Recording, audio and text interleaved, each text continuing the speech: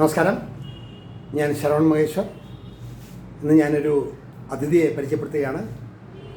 ശ്രീമതി പത്മജ മുരളീധരൻ. മുഖവരയില്ലാതെ തന്നെ പറയട്ടെ, സ്പോർട്സിൽ നാഷണൽ അവാർഡ് വിന്നറാണ് ശ്രീമതി പത്മജ മുരളീധരൻ. ചെറുപ്പകാലത്ത് ആകാശവാണിയിലൂടെ കുറേ ലളിതഗാനങ്ങളൊക്കെ പാടിയിട്ടുണ്ട്. യൂണിവേഴ്സിറ്റി സെൻട്രൽ ഹാളിൽ നൃത്തങ്ങൾ അവതരിപ്പിച്ചിട്ടുണ്ട്. NT രാമറാവുവിൽ നിന്നും സ്പോർട്സിൽ നാഷണൽ അവാർഡ് സ്വീകരിച്ചിട്ടുണ്ട്. 19 സ്റ്റേറ്റുകളിലെ സിവിൽ മീറ്റുകളിൽ പങ്കെടുത്തിട്ടുണ്ട്. വെറ്ററൻസ് മീറ്റിൽ ഏറിയ കൂറും പങ്കെടുത്തിട്ടുണ്ട്. സിവിൽ സർവീസ് മീറ്റിലും പങ്കെടുത്തിട്ടുണ്ട്. 1988 തായ്ലൻഡിലും തായ്വാനിലും നടന്നതും 89 അമേരിക്കയിൽ യൂജിൻ വേൾഡ് മീറ്റിലും 90 സിംഗപ്പൂർ ഏഷ്യൻ മീറ്റിലും 92 സിംഗപ്പൂർ മലേഷ്യ നടന്ന മീറ്റിലും 94 ഇന്തോനേഷ്യ ജക്കാർത്തയിൽ നടന്ന വേൾഡ് മീറ്റിലും പങ്കെടുത്ത് ഓട്ടത്തിൽ ഒരുപാട് മെഡലുകൾ വാരിക്കൂട്ടിയിട്ടുണ്ട്.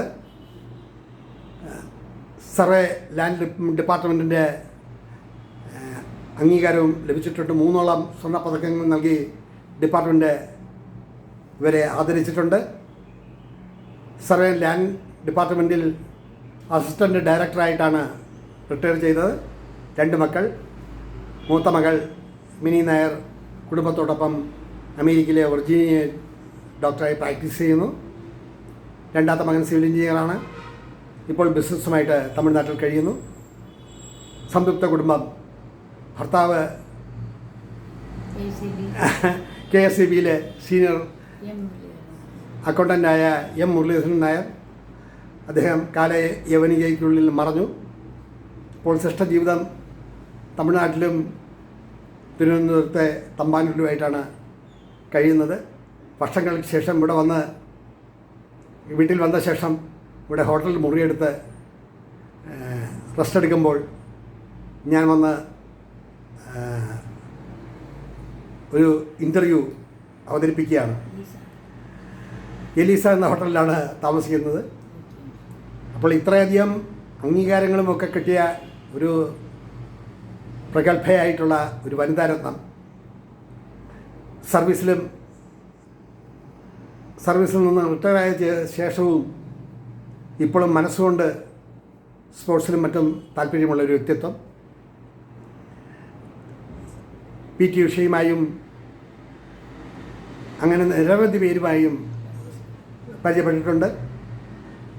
ഒരുപാട് കേരള സ്റ്റേറ്റ് ഗവൺമെൻറ് ചിലവിലാണ് പല മീറ്റിങ്ങിലും പങ്കെടുത്തിട്ടുള്ളത്. ആരോഗ്യമാണ് പ്രധാനം. ആരോഗ്യം നിലനിർത്തിയാൽ മാത്രമേ ജീവിതത്തിന് അർത്ഥമുള്ളൂ എന്നുള്ളതുകൊണ്ടാണ് സർവീസിലിരിക്കുന്ന കാലത്തും ഓട്ടത്തിനും മറ്റും പങ്കെടുത്തുകൊണ്ടിരുന്നത്. ഇനി അവരുടെ വാക്കുകളിലേക്ക് എന്താണ് പറയാനുള്ളത്? 1979 മാതൃഭൂമിക്കാരാണ് ആദ്യമായിട്ട് കൂട്ടയോട്ടം നടത്തിയത്. ഞാൻ ഓഫീസിൽ ഇരുന്ന് പേപ്പർ വായിക്കുമ്പോഴാണ് ഇത് അറിയുന്നത്. ഉച്ചയ്ക്ക് 2 മണിക്കാണ് വള്ളക്കടവിൽ നിന്ന് ഈസ്റ്റ് പോർട്ട് വരെയായിരുന്നു. ഇന്ന് PV ചന്ദ്രൻ സാറായിരുന്നു. ഞാൻ ഹാഫ് ഡേ ലീവ് എടുത്തിട്ട് പോയി ആ സാരി ഉടുത്തുകൊണ്ട് തന്നെ ഓട്ടോ ഓടിച്ച് വള്ളക്കടവിൽ പോയി അവിടെ നിന്ന് തിരിച്ച് സാരി ഉടുത്തുകൊണ്ട് തന്നെ ഈസ്റ്റ് പോർട്ട് വരെ ഓടി ട്രോഫി എനിക്ക് കരസ്ഥമാക്കാൻ സാധിച്ചു. അതിൽ നിന്ന് സ്പോർട്സ് കൗൺസിലുകാർ എന്നെ റിപ്പോർട്ട് ചെയ്ത് വിളിച്ചു. നല്ല ഇതാണ്, ലോങ് ഡിസ്റ്റൻസ് ഓടാൻ നല്ല ശരീരമാണ്, അങ്ങനെ പറയാം. അതിനുശേഷം പിന്നെ 83 തൊട്ട് നാഷണൽ മീറ്റിൽ പങ്കെടുക്കാൻ, വെറ്ററൻസ് നാഷണൽ മീറ്റിനും സിവിൽ സർവീസ് മീറ്റിനൊക്കെ പങ്കെടുക്കാൻ തുടങ്ങി. 2003 പെൻഷൻ ആവുന്നത് വരെ എല്ലാ മീറ്റിലും പങ്കെടുക്കുമായിരുന്നു. ഇപ്പോഴും ക്ഷണിക്കാറുണ്ട്, പക്ഷേ കാലിന് ഫ്രാക്ചറായത് കാരണം പോകാൻ പറ്റുന്നില്ല. ഇപ്പോഴും പാടണം ഓടണം എന്നുള്ള വിചാരം മാത്രമേ ഉള്ളൂ. ഇങ്ങനെ പോകുന്നു, സന്തോഷമായിട്ട് പോകുന്നു. അതെ, വേറെ കാര്യമുണ്ടല്ലോ, ഇത്രയൊക്കെ സർവശക്തൻ്റെ കാര്യം കൊണ്ട് ഇത്രയും വേൾഡ് മീറ്റിൽ 10-15 വേൾഡ് മീറ്റിലും കുറേ രാജ്യങ്ങളൊക്കെ കാണാൻ കഴിയുക എന്ന് പറയുന്നത് ഒരു ചെറിയ കാര്യമൊന്നുമല്ല, ഒരു വലിയ കാര്യമാണ്.